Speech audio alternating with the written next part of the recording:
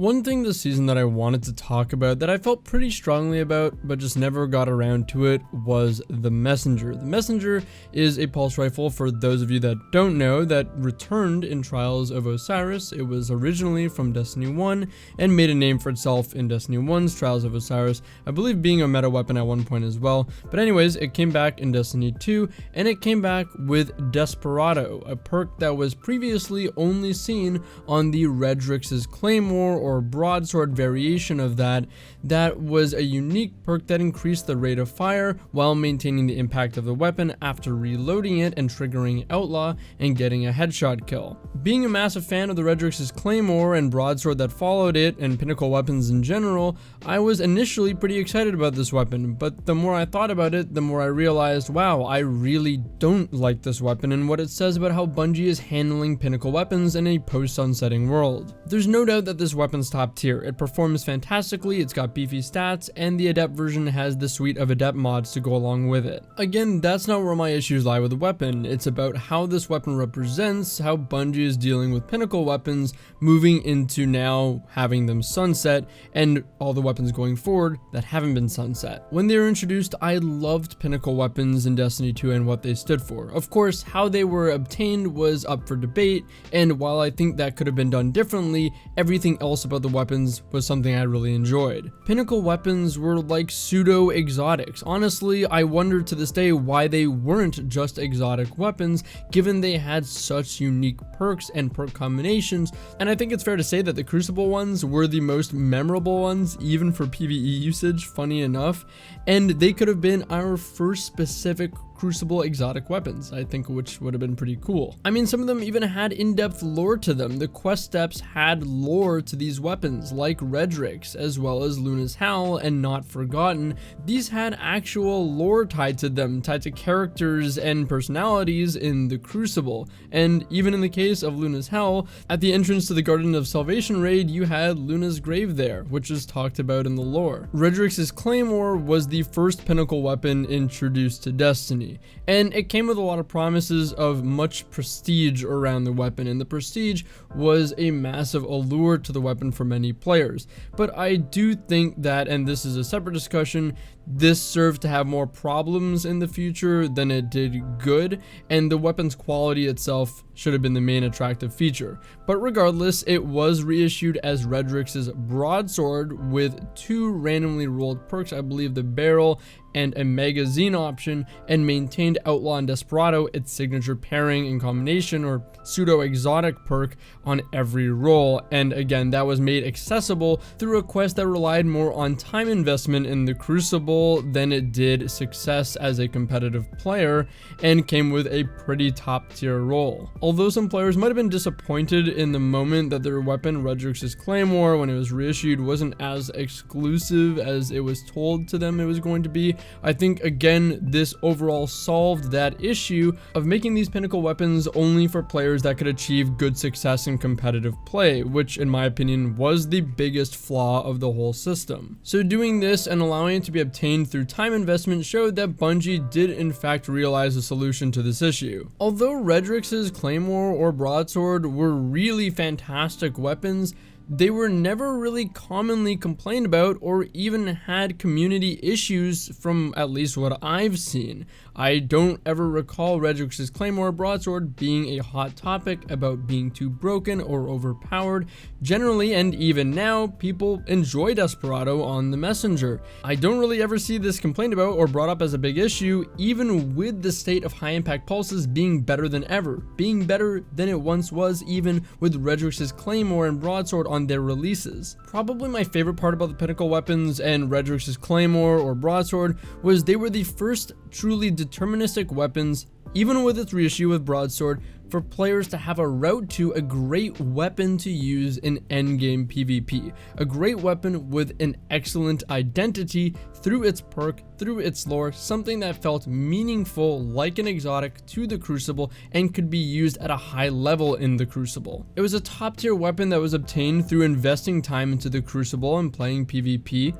and to be used at high level PvP. So for Crucible or PvP enthusiasts that don't particularly have a team or want to go too much into PvE, they can obtain some great weapons from the Crucible that they could use in the Crucible, which was fantastic. While I think it's important that we have weapons that are good in PvE that you get from PvP and vice versa, good in PvP that you get from PvE, so you get people experimenting and playing both game modes, I think it's also fine to have weapons that are good in their respective earned places. And in fact, we actually have that with some weapons now. But again, Redrix's Claymore and its later time-earned reprisal of Redrix Broadsword still had a solid identity, always having Outlaw Desperado, and was deterministic and true to that identity always, and was always again earned through PvP. Then fast forward to the Messenger. We get, of course, the Messenger as a trials reward, and it has completely random rules. Yes, this includes Desperado as a random perk that rolls on it, and not something deterministic in the slightest. The Messenger is earned in the endgame PvP, and is not something that you can get to prepare for the endgame PvP. And when I say endgame PvP, I mean not in terms of competition, but in terms of the game's endgame, meaning you have to play either PvE or PvP or combination to level up and get your light level high enough to play at that point. You have to have invested a certain amount of time in the game that's not only PvP related in order to get this weapon, or should I say a chance to get this weapon and a chance to get Desperado on it. So we can kind of see already how the Messenger already goes against the identity of the Redrix's Claymore or Broadsword, being a weapon that you get in the endgame and not maybe on the way to the endgame, or something that you can time invest into to get a good weapon to then go play endgame PvP or play at a higher level of some sort. You have to be at that level and at that time investment already in the end game to get it. Furthermore, and probably more importantly, is that this is a completely randomly rolled weapon. It doesn't just roll with Desperado and Outlaw, it rolls with a whole suite of perks, and it can just include Desperado, which of course awkwardly relegates Desperado as an iconic perk to the Redrix Claymore and part of its whole identity to just a random rolled perk. And of course, the Messenger doesn't really have any lore that I'm specifically aware of that's as deep as that of the Redrix's or some of the Pinnacle weapons. And I think that's important to mention, although it might sound weird for a PvP weapon, just because it shows the level of depth that was prioritized on the weapon's creation to have that identity in the universe of Destiny, no matter if you were a PvP enthusiast, PvE, or just someone that really likes the lore of the game. Funny enough, and probably one of the most annoying things about the Messenger getting Desperado to return on it in the post-sunsetting world is Desperado actually got nerfed in order to return on the Messenger. They made it so that it is no longer tied to Outlaw, which took away one of its best features or skill ceiling-esque things that you could do with it. When Desperado was tied to Outlaw, every time you reloaded while Outlaw was active, you could refresh the Desperado perk, meaning you could, if you were clear of combat, or if you can manage doing this while backing off in combat, you could refresh Desperado to make sure that you got the maximum duration of it by having it from the tail end of the Outlaw activation, or for as long as the Outlaw perk was active. And this is yet another thing that was iconic to the Redrix's Claymore and Broadsword, and that unique pairing that made it felt pseudo exotic and had identity to it tied to the Broadsword or Claymore, that was again relegating this somehow on the Messenger, and just I just don't like it.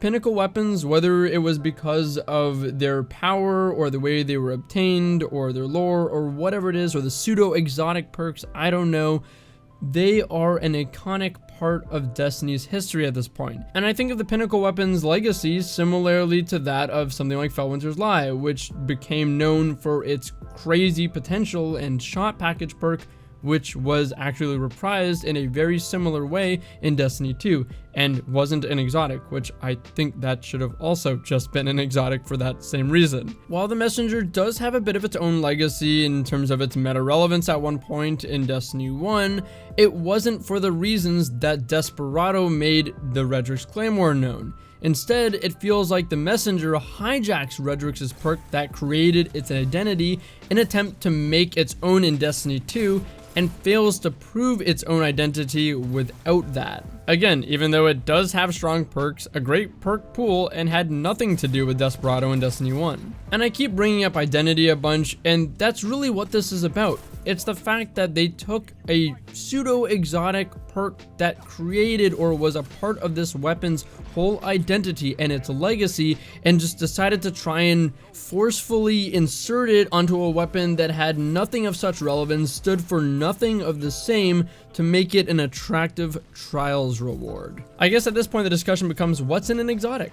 For me personally, what I feel makes an exotic weapon is all or one of these three things: its potential lethality, its uniqueness as a weapon in the game, or its legacy and what makes it iconic in the history of the franchise. If just one of these points, I think that the Pinnacle weapons, or at least Redrix, we can put the others up for debate on another video of course, but at least Redrix, which no one, as far as I understand, on a majority standpoint, really had a problem with, could come back as an exotic for, if anything, but its iconic legacy alone in Destiny 2. And for me personally, I'd say that same logic could be applied to Felwinter's Lie, and I think that should be an exotic too, but I wouldn't even mind if they brought back the original Redrix's Claymore with Outlaw and Desperado, the original Desperado, as an event or seasonal exotic reward, or perhaps a crazy quest that takes you through lots of time investment in PvP to get more people into PvP.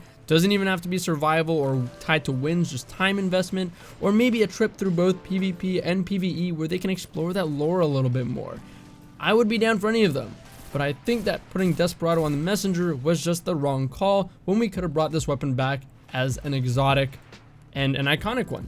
I think that would be really, really cool. And honestly, I'm at the point where if we're not going to respect the original legacy and what made these weapons iconic and their identity, I just kind of don't want Pinnacle perks to come back at all. Just let them be in that sunset space for quick play only and let them stay there. I'd rather not have these perks brought back on different weapons other than the weapons they were initially made for and what made them as amazing and iconic, and again, that whole legacy jargon as they were. Like, it pains me to say that. Like, of course I want a lot of these Pinnacle weapons to return as exotic weapons, but if they're not coming back as themselves, I'd rather just leave them behind, honestly. To me, it kind of feels like if you had a favorite exotic weapon and it had a specific perk that you loved, and they kind of just put that exotic away and said, all right, that's not coming back, and then later on said, we made a new exotic and it's got the same perk, you're kind of like, you know, didn't that already exist? Except you got rid of my favorite exotic and like put that perk that made it cool to me on a different one.